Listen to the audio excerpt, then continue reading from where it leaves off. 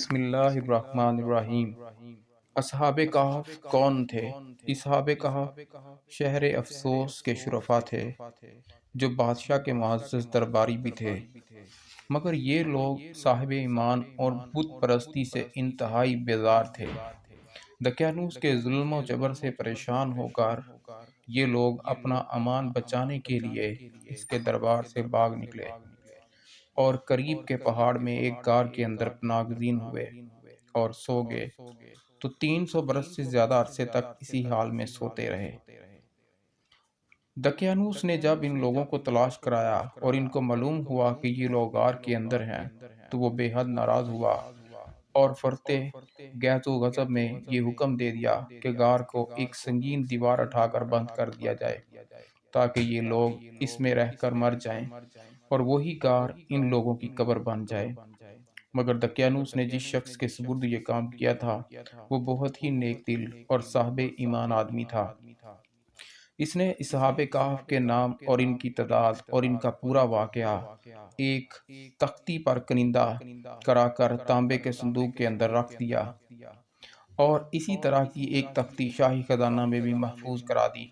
کچھ دنوں کے بعد دقیانوس بادشاہ مر گیا اور سلطنتیں بدلتی رہیں، یہاں تک کہ ایک نیک دل اور انصاف پرور بادشاہ جس کا نام بیدروس تھا تخت نشین ہوا۔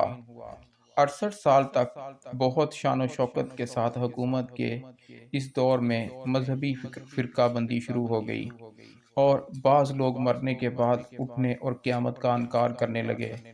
قوم کا یہ حال دیکھ کر بادشاہ رنج و غم میں ڈوب گیا، اور وہ تنہائی میں ایک مکان کے اندر بند ہو کر خداوند قدوس کے دربار میں نہایت بے قراری کے ساتھ گریہزارو کر کے دعائیں مانگنے لگا کہ یا اللہ، کوئی ایسی نشانی ظاہر فرما دے تاکہ لوگوں کو مرنے کے بعد زندہ ہو کر اٹھنے اور قیامت کا یقین ہو جائے۔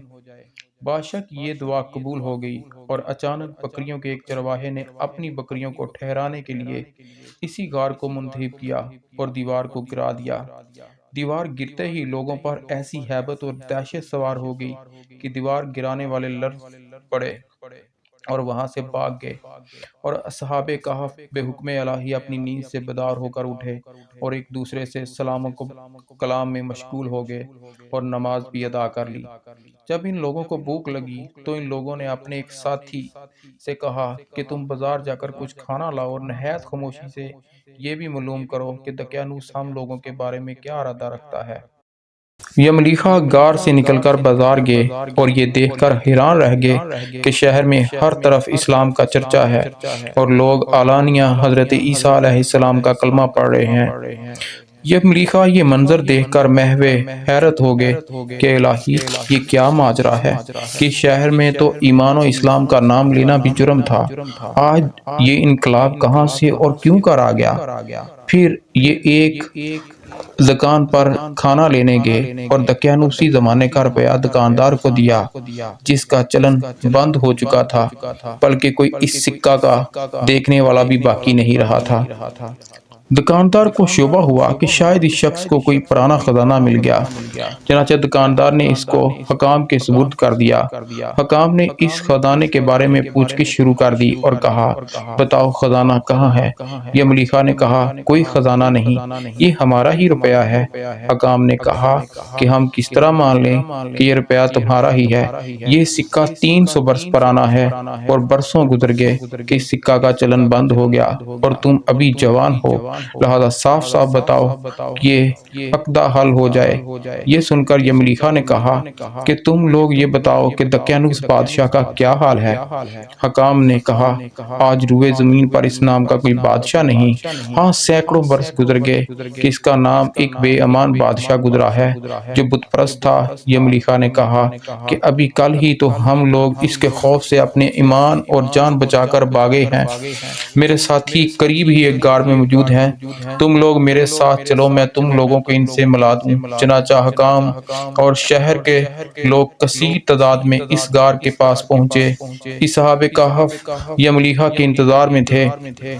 جب ان کی واپسی میں دیر ہوئی تو ان لوگوں نے یہ خیال کر لیا شاید یہ ملیحہ گرفتار ہو گئے۔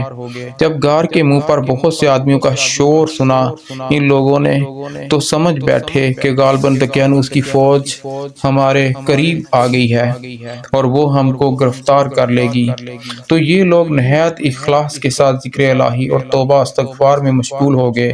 حکام نے غار پر پہنچ کر تانبے کا صندوق برآمد کیا اور اس کے اندر سے تختی نکال کر پڑھا تو اس تختی پر اصحاب کہف کا نام لکھا تھا اور یہ بھی تحریر تھا کہ یہ مومنوں کی جماعت اپنے دین کی حفاظت کے لیے دقیانوس بادشاہ کے خوف سے اس غار میں پناہ گزین ہوئی ہے۔ تو دقیانوس نے خبر پا کر ایک دیوار سے ان لوگوں کو غار میں بند کر دیا ہے۔ ہم یہ حال اس لیے لکھتے ہیں کہ جب کبھی بھی یہ غار کھلے تو لوگ اصحاب کہف کے حال پر مطلع ہو جائیں۔ حکام تختی کی عبارت پڑھ کر حیران رہ گئے اور ان لوگوں نے اپنے بادشاہ بیدروس کو اس واقعہ کی اطلاع دی۔ فوراً ہی بیدروس بادشاہ اپنے امراء اور عمائدین شہر کو لے کر غار کے پاس پہنچے تو اصحاب کہف نے غار سے نکل کر بادشاہ سے معانقہ کیا، اپنی سرگزشت بیان کی۔ بیدروس بادشاہ سجدہ میں گر کر خداوند قدوس کا شکریہ ادا کرنے لگا کہ میری دعا قبول ہو گئی اور اللہ تعالیٰ نے ایسی نشانی ظاہر کر دی جس سے موت کے بعد زندہ ہونے اور اٹھنے کا ہر شخص کو یقین ہو گیا۔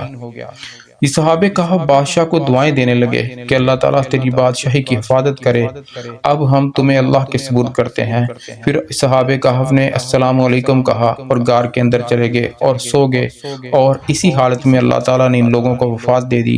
بادشاہ بیدروس نے سال کی لکڑی کا صندوق بنا کر اصحاب کہف کی مقدس لاشوں کو ان میں رکھوایا اور اللہ تعالیٰ نے اصحاب کہف کا ایسا رعب لوگوں کے دلوں میں پیدا کر دیا کہ کسی کے یہ مجال نہیں کہ غار کے منہ تک جا سکے۔